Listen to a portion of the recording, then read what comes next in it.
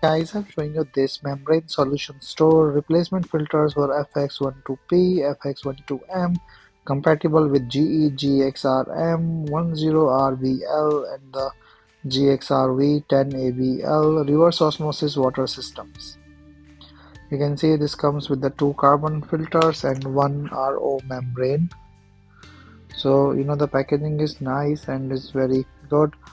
This is the coconut shell activated carbon in the carbon filter, and this is the main reverse osmosis membrane.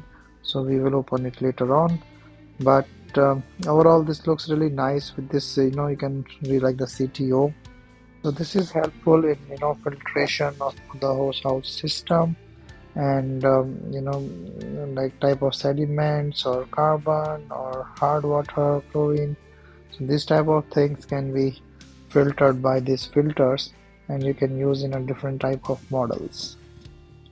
So it's a center hole design, thin film composite, double sealing ring in the reverse osmosis. So I'm just opening this reverse osmosis membrane.